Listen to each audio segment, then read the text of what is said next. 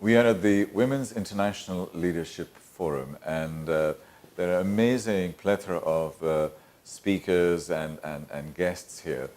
But we are very privileged to have a very special lady here who has joined us all the way from Jordan. Her name is Lina Khalifeh, and we're going to talk to her about all things self-defense and fighting and many, many other things. Lina, welcome. Good to see you. Thank you. Good to see you too. It's a real pleasure to have you here, and I know that people ask you the obvious questions. I won't. Well, just warming up, tell us about why you are here at the Women's the Will Forum. Well, I was invited because I represent, I'm the founder actually of SheFighter, the first self-defense studio for women across the Middle East. And we empower women through self-defense training and through through workshops in domestic violence, sexual assaults and harassment. I was invited as a speaker, so I'm going to be speaking on the Arabic panel at 3 p.m. about the challenges and why self-defense is really important for women. So I'm going to share some tips and some stories. How big an epidemic is domestic violence in our part of the world? I would say we have a good percent, but it's not like something really scary, or it's not a high percent, but it varies from a country to another country. For example, if a country is really strict in different laws, then it means that they have more safety and the women can report. But in countries that doesn't care really about women's laws or doesn't appreciate them, you can find there's a high rate of domestic violence. So in the Middle East specifically, I found that there is high rate of domestic violence, and also women, they don't know the laws to report, and they don't know their rights, and they always look low for themselves. That's why they don't try to report or get into, for them it's getting into troubles, but it's not. It's standing up for what they believe they have to stand for. You are about empowerment, as I can see, but here your card says SheFighter. What are you fighting? Why can't we just talk about peace? Why can't we just talk about strength? Why can't we just talk about, being self-empowered? Yeah. Why fight? Well, I believe fighting, it's a really strong word. It has really big effect on people. So when a woman feels that like her journey is all about fighting to get her kids to school, fighting in pregnancy. It's fighting since the day she was born until the day she will die. That's why when she hears the word fighting, she feels she's a fighter. So it empowers her from inside to outside. It's really, when I picked the name, the SheFighter name, it took me a while because I wanted to be a catchy name that women will never forget. It's like, it becomes like a first language to them. So it has to be empowering, it has to have a simple language, and also the design of the logo and everything has to be really simple that they can remember it. The design of the logo is beautiful, and I think the message is beautiful. I will challenge you further, and I will say fighting is negative, empowering is positive. And I would remember, as a human brain, fighting becomes aggressive and beyond assertive. And so why are we fighting? I don't want to fight. Yeah. I want to give peace. I want to help people. Yeah. Stop fighting. Yeah, but in life, yeah, unfortunately, that is life. You find negative and positive. You find challenges and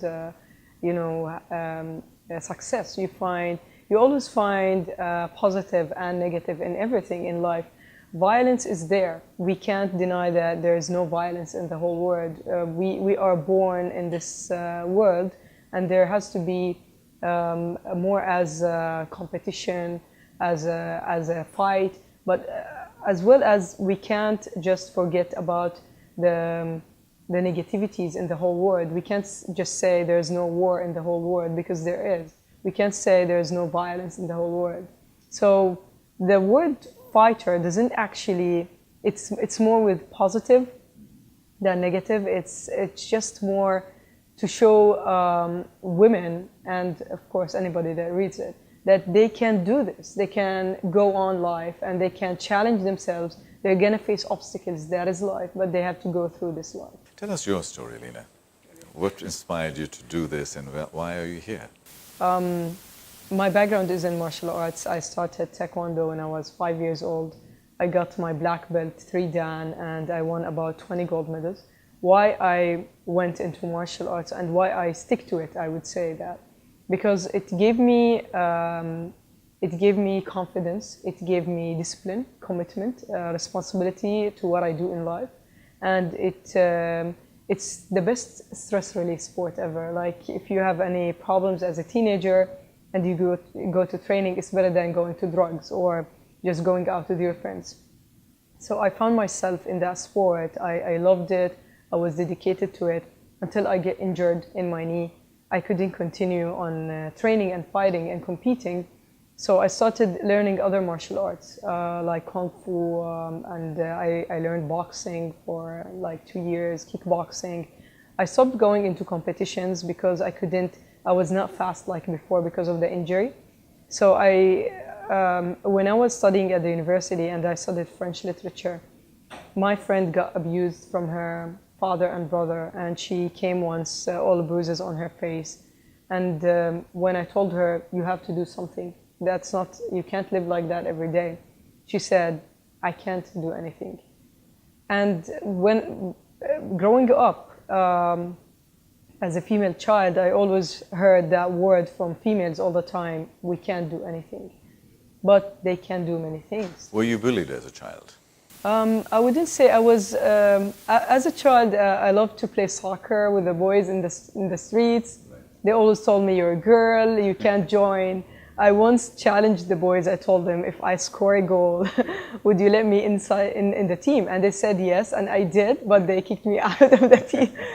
I was more persistent. I never took it as something that made me feel depressed about, life. I always challenge myself. I think that's really important, how you push yourself. But sometimes I used to get bullied, but I used to punch them back, so it's fine. Tell us some stories in your life and people that you have touched and empowered, how you have changed their lives. Sometimes you get involved in work that you feel it's a routine job, and then you forget about the social impact. But when you get one person coming to your office or like on a normal working day telling you, thank you, you have changed my life, and you don't know that you are changing people's lives, she probably I got once a girl telling me, thank you, you have changed my life. I was once attacked in the elevator, and I never took an elevator after that because it's a horrifying experience. But what you did, you gave me confidence. Now I take the elevator, I take the taxi. I'm not afraid of anyone, and I feel I can. If somebody's going to attack me again, I'm gonna stand up for myself this time. How does that make you feel? It makes me feel amazing. Like I have to keep doing what I'm doing, and it's very positive on other people as well. That's your purpose in life. Yeah, that's my purpose, to help other people and to empower women and girls and make them believe in themselves. That's the most important. Our company is called MAD, as you know. MAD stands for Make a Difference. And so my question to you is, how do you make a difference in life, yourself, and in the world? I would say I'm making a difference by being myself, by being who I am, following my passion, and being a role model to other youth or young girls. They need more female role models in life. So when they see me, I can do this, they believe, if Lina can do it, we can do it. So let's just, it's going to be a challenging journey, but if she can do it, we can do it as well. But if you have more failures, especially with women entrepreneurs or women in business, you feel you can't do this as a young child. It's really important to have women leaders in society so you can empower other generations. How is your business structured? How's your whole, the whole structure? How does it come together? Is it for profit, not for profit? How do you structure it? So we registered the business for profit, but it's a hybrid model. So we have our studio, we have our members, the people that can pay for the training, the people that can attend our workshops. And for people who can't afford it, we have the non-profit, which is we get funding, we fully equip the area, let's say Syrian refugees, we go there, we train trainers, and we equip the whole area with the facilities, with the equipments, and we start providing training, the same as we provide it in our studio. I mean, there are some people who are in need of our service, and I believe the best way to put an impact on poor areas and other societies is not just donating money. You have to put your skills in that area and then grow from there, and they will start, learning some new skills, and then they can make money out of it. Would you help men just as much as you would help women? We have men more in our workshops, so we discuss sometimes their opinion about many things. Sometimes men are supportive a lot more than women, and they tell us, like, you are not fighting as women in society.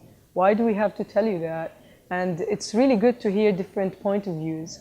Like, not all men are not supporting, they are all supportive, and they believe in women empowerment, but you need to get them inside a discussion. And then they feel that if there's something they need to think about, maybe, or maybe that's the way they've been raised. Yeah, no, actually I was thinking it from another point of view, because like women could be bullied, a lot of men at school also get bullied and so on, and especially if they're not very strong, or they...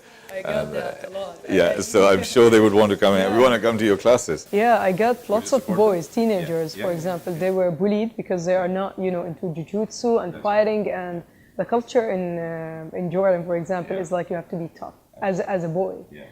And they get bullied, like punched, hurt a lot, and they never express their feelings because they're boys. They can't. But I was studying that part of bullying. It has to be also. We talk about bullying a lot in schools, but we didn't start training. I trained a couple of boys who are bullied because their moms wanted to. But it's another, I would say, area away from what I'm doing.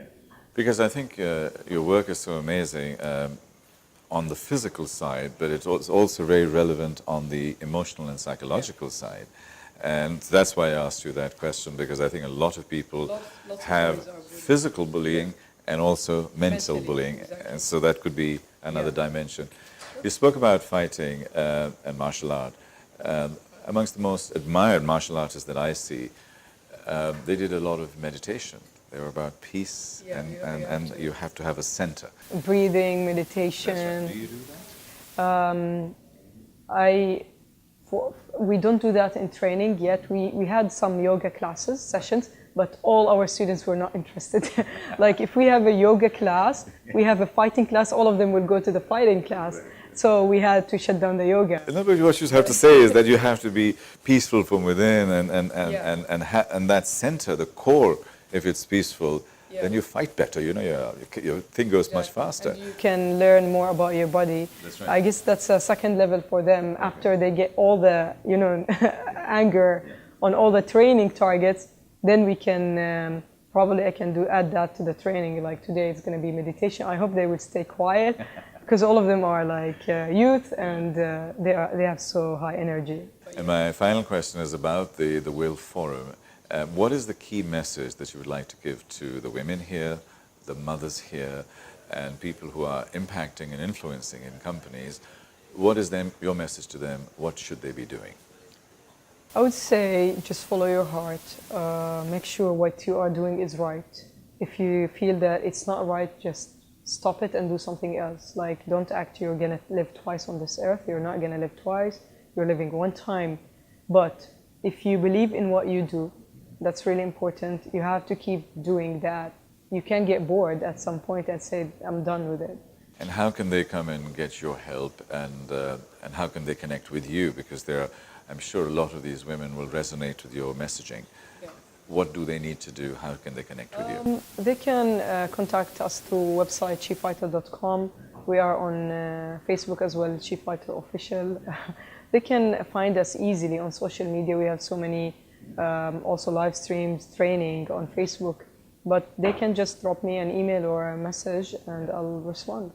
Lina, it's a real pleasure. Thank you so much. Thank you. Thank you very much.